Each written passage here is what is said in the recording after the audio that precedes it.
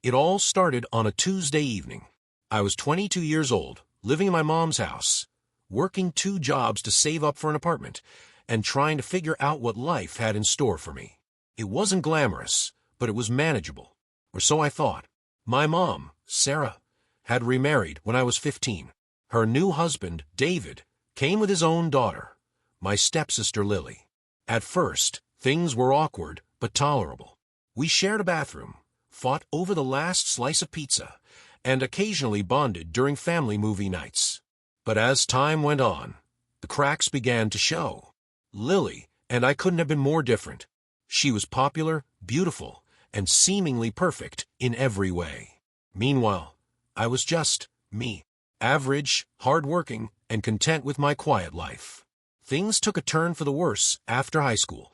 While Lily landed scholarships to prestigious universities and became the golden child everyone adored, I struggled to find my footing. Community college, part-time jobs, and financial stress became my reality. My mom and stepdad seemed proud of Lily, but often overlooked my efforts. They praised her achievements while dismissing mine, which left me feeling invisible. That Tuesday night changed everything. I walked into the kitchen after finishing my shift at the diner. The smell of burnt toast lingered in the air, and the sound of raised voices echoed from the living room. Curious, I peeked through the doorway and saw my mom pacing back and forth, her face flushed with anger. Across from her sat Lily, calm and collected, flipping through her phone like nothing was wrong. "Mom, is everything okay?" I asked cautiously. She turned to me, her expression shifting from frustration to something colder, something I'd never seen before. "No, Emma," she snapped. "Everything is not okay." Lily glanced up briefly, offering me a smug smile before returning to her screen. That smirk alone set my teeth on edge. Whatever this argument was about, I knew it involved me. "What's going on?" I pressed, stepping further into the room. "It's about you, Emma," my mom said, her voice dripping with disdain. "You've been taking advantage of us for far too long." "Taking advantage," I repeated, stunned. "I pay rent, help around the house, and work 2 jobs. How am I taking advantage of you?" "You don't contribute enough," she shot back. "And now we need space. For Lily." "For Lily." I sputtered, incredulous. "What does that even mean?" "She has her own room. She needs my support," my mom explained, waving her hand dismissively. "She's applying for internships, preparing for graduate school applications, and building her career. You're holding her back. Holding her back. Me. The girl who barely spoke unless spoken to, who avoided conflict at all costs, and who spent most of her free time buried in books or streaming documentaries. This didn't make any sense. Before I could respond, Lily chimed in, her voice sweet but laced with condescension. "Emma, maybe it's time for you to spread your wings. Go live your best life somewhere else.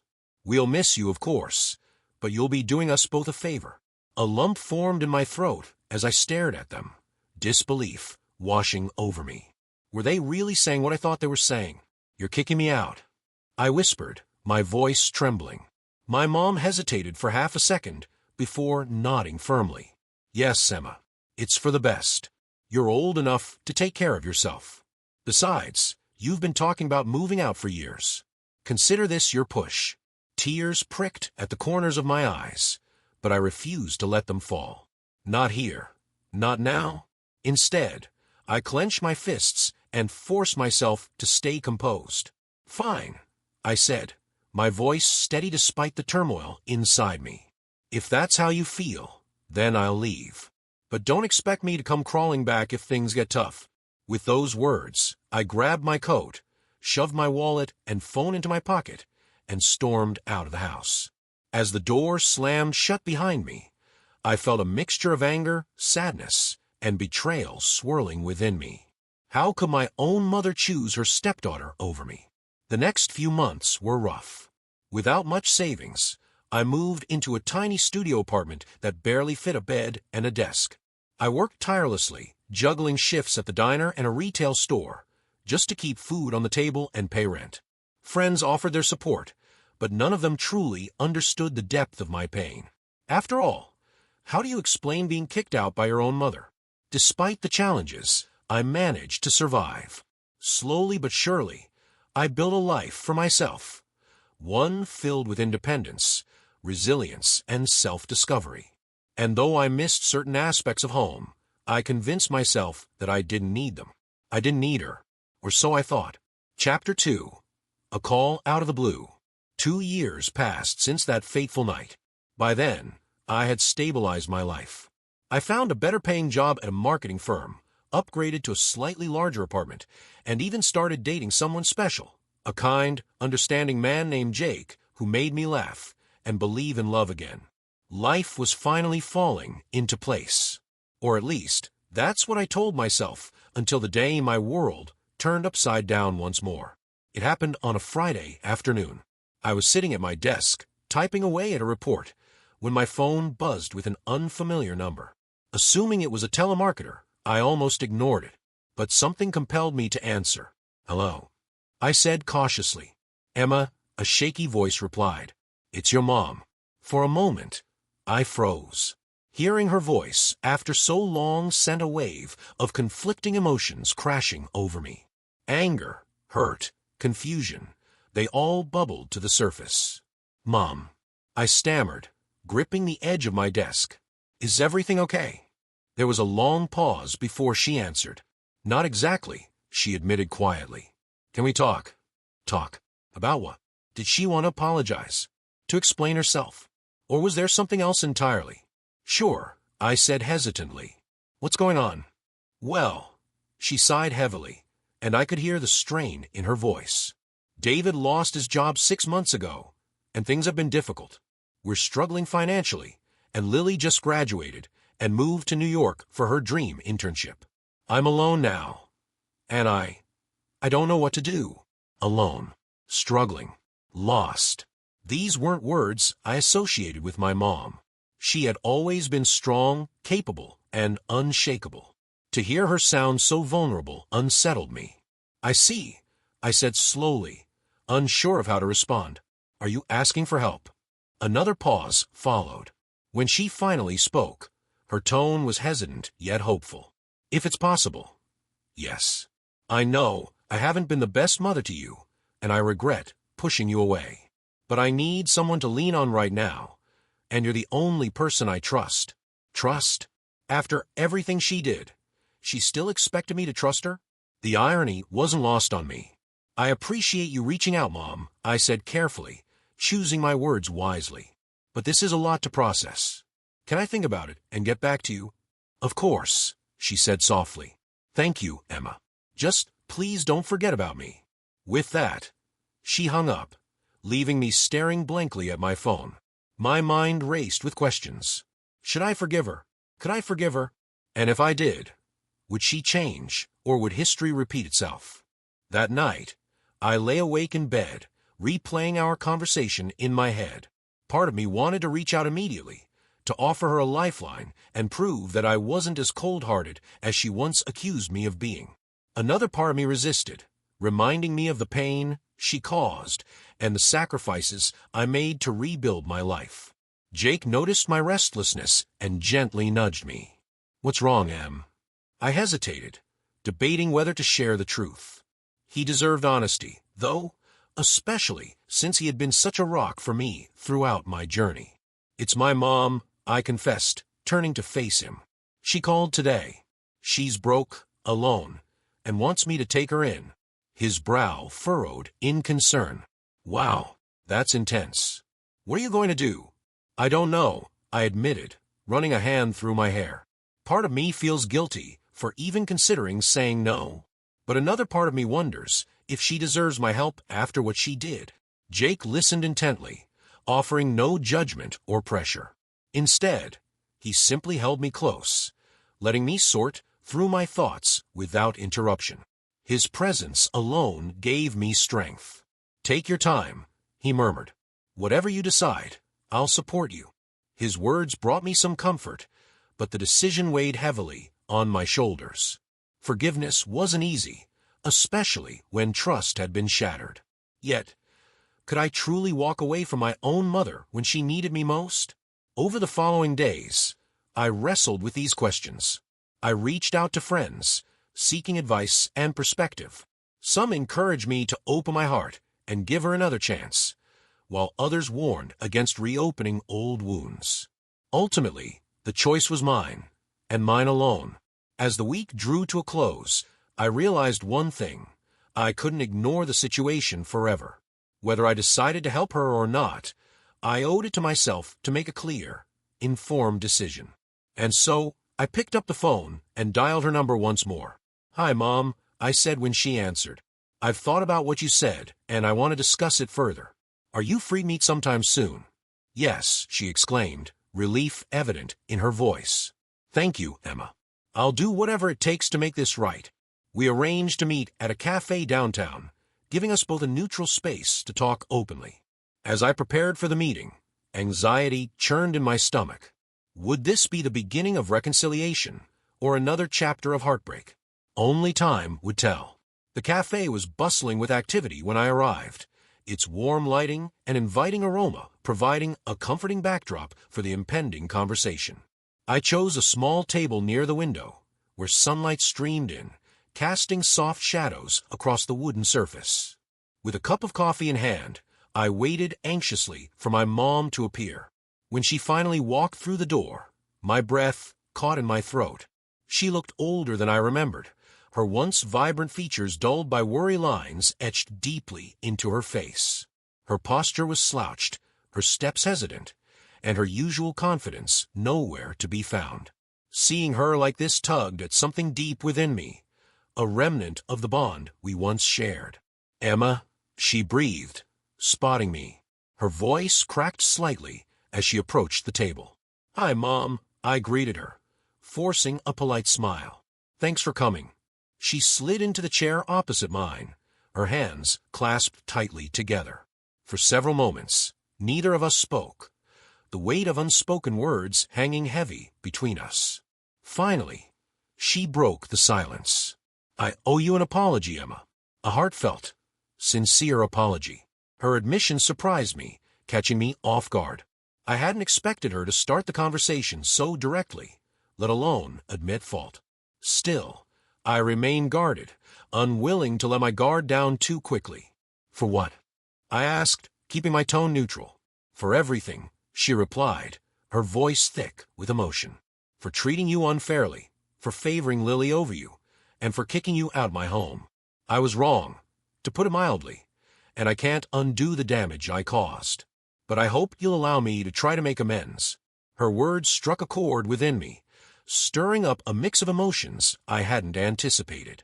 Guilt, regret, and vulnerability emanated from her, making it hard to maintain my distance. Yet, I reminded myself of the reasons why I left in the first place. Trust wasn't easily rebuilt, and forgiveness required effort from both sides. "I appreciate you saying that," I said cautiously. "But actions speak louder than words. If you're serious about making amends, you'll need to prove it." "I will," she promised, leaning forward earnestly. "Tell me what I can do to earn your trust back." The question hung in the air, prompting me to reflect on the past and consider what meaningful gestures might look like. Money wasn't the issue. It never had been. What I craved was validation, recognition of my worth as her daughter, not just as an afterthought compared to Lily. "Start by acknowledging my accomplishments," I suggested. "Celebrate my successes, no matter how small they may seem. Show genuine interest in my life, instead of brushing me aside whenever Lily enters the picture." Her eyes widened slightly, clearly taken aback by my request. "You're right," she admitted. "I've failed you in that regard. From now on, I promise to prioritize our relationship and treat you with the respect and love you deserve." Her sincerity seemed genuine, but I knew better than to jump to conclusions. Time would reveal whether her promises held true. For now, I nodded, accepting her vow provisionally. "And regarding your current situation," I continued, addressing the elephant in the room. "If you're asking me to take you in, I need to understand exactly what's happening financially. Have you explored other options? Applied for assistance programs? Talked to anyone who might help?" She nodded, explaining that she had exhausted most avenues. Unemployment benefits had run out, savings were depleted, and David's prospects for finding work remained slim. While Lily supported her financially to some extent, it wasn't enough to cover all expenses. Moving in with me, she argued, would provide stability for both of us. I understand your concerns, I said, weighing her words carefully. But this isn't a decision I can make lightly. Let me think about it and discuss it with Jake. We'll get back to you. Relief washed over her face, though tinged with apprehension. Thank you, Emma. I'll wait patiently for your response.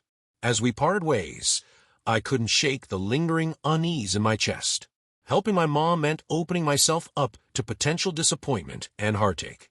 But ignoring her plea entirely felt equally wrong. Finding balance would require patience, communication, and perhaps most importantly, boundaries. Back at home, I shared the details of our conversation with Jake, gauging his reaction. True to form, he listened attentively, offering thoughtful feedback rather than immediate solutions. It sounds like she's genuinely remorseful, he observed. But you're right to proceed with caution. Relationships like yours don't heal overnight. I know, I agreed, sighing. It's just complicated. Part of me wants to help because she's family, but another part worries about repeating the same mistakes. He placed a reassuring hand on my shoulder. Whatever you choose, remember that you're allowed to set limits. Your happiness matters too. His words resonated deeply, reinforcing my belief that helping my mom didn't mean sacrificing my own well-being. With renewed clarity, I resolved to approach the situation methodically, ensuring that any arrangement prioritized mutual respect and accountability.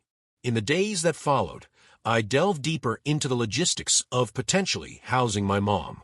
Financial planning, household rules, and emotional expectations all required careful consideration. Consulting with trusted friends and professionals provided valuable insights, helping me navigate the complexities ahead. One friend, Rachel, shared her experience caring for her aging parents, emphasizing the importance of open communication and realistic expectations. Make sure you're both on the same page, she advised. Set ground rules early and stick to them. Otherwise, resentment can creep in. Another colleague, Mark, recommended drafting a formal agreement outlining responsibilities and contributions. It might feel impersonal, but ensures everyone knows what's expected. Trust me, it saves a lot of headaches later. Armed with this advice, I compiled a list of conditions necessary for cohabitation. These included sharing household chores, maintaining separate spaces, and establishing regular check-ins to address concerns. Additionally, I insisted on contributing equally to living expenses, regardless of income disparity. Presenting these terms to my mom proved challenging yet necessary. Initially resistant, she eventually acknowledged their necessity, agreeing to abide by them wholeheartedly. This is a fresh start for both of us, she declared, tears glistening in her eyes. I won't mess it up this time. Her determination gave me hope, though skepticism lingered beneath the surface. Only time would reveal whether her intentions matched her actions. Moving my mom into my apartment marked the beginning of a delicate dance, one requiring constant adjustment and recalibration. Despite initial optimism, challenges arose almost immediately, testing our newfound resolve. Sharing limited space proved particularly taxing. My cozy two-bedroom unit, designed for 2 people, suddenly felt cramped with 3 occupants, including Jake. Tempers flared over trivial matters, leftover dishes in the sink, misplaced items, and noise levels during late-night conversations. Each incident served as a reminder of the fragility of our fragile truce. To mitigate tension, we implemented structured routines and designated areas for personal use. A calendar tracked cleaning duties, meal prep responsibilities, and leisure activities, ensuring fairness and minimizing overlap. Though imperfect, these measures fostered a semblance of order amidst chaos. Financial discussions proved equally fraught. Balancing budgets while accommodating unexpected expenses demanded creativity and compromise. Fortunately, my steady employment and prudent saving habits cushioned the blow, allowing us to weather minor setbacks without significant strain. Still, frugality became paramount, influencing purchasing decisions and lifestyle choices. Emotional dynamics posed the greatest hurdle. Old patterns resurfaced unexpectedly, threatening to derail progress. Resentment simmered beneath polite exchanges, threatening to boil over at the slightest provocation. Navigating these landmines required immense patience and deliberate effort. One evening, after a particularly grueling day at work, I returned home to find my mom sulking on the couch, visibly upset. Before I could inquire, she blurted out, "Why does everything revolve around you and Jake? Don't I matter anymore?" Stunned, I froze mid-step, grappling with conflicting emotions. On one hand, her comment felt unjustified given recent sacrifices. On the other, it highlighted lingering insecurities stemming from years of neglect. Taking a deep breath, I joined her on the couch, choosing empathy over defensiveness. "Of course you matter, Mom, but relationships involve give and take.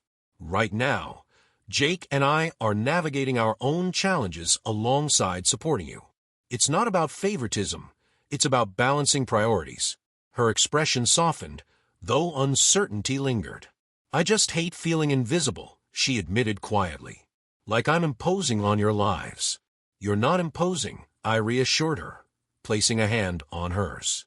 "But if you feel that way, let's talk about ways to strengthen our connection. Maybe schedule weekly dinners or plan outings together." Her eyes lit up at the suggestion, gratitude shining through. "That sounds wonderful. Thank you, Emma." This exchange underscored the importance of active listening and proactive problem-solving. By addressing underlying issues head-on, we created opportunities for growth and healing.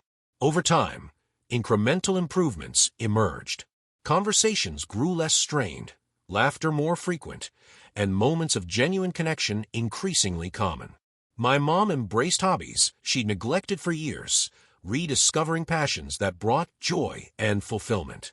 Meanwhile, I learned to appreciate her unique qualities, recognizing strengths I'd overlooked during turbulent times. Jake adapted admirably, integrating seamlessly into our evolving dynamic. Rather than viewing my mom as competition, he treated her with kindness and respect, fostering camaraderie that benefited everyone involved. His unwavering support bolstered my confidence, enabling me to tackle difficulties with greater resilience. Still, setbacks occurred periodically, serving as reminders of the ongoing nature of recovery.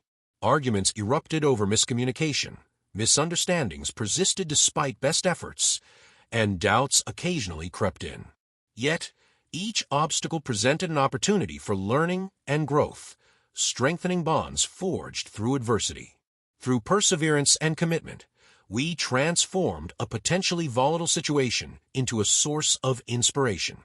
Our story became proof that redemption was possible, that fractured relationships could mend, given time, effort, and mutual goodwill. Reflecting on the journey thus far, I realize how far we've come. What began as a painful separation evolved into a testament to human capacity for forgiveness and renewal. My mom and I may never fully erase the scars of the past, but we've chosen to move forward together, building a future rooted in understanding and compassion. Living under one roof taught me invaluable lessons about communication, patience, and adaptability. It reinforced the notion that family ties, though complex, possess inherent value worth nurturing. Most importantly, it reaffirmed my belief in second chances, the idea that people can change, grow, and overcome obstacles when motivated by love and purpose.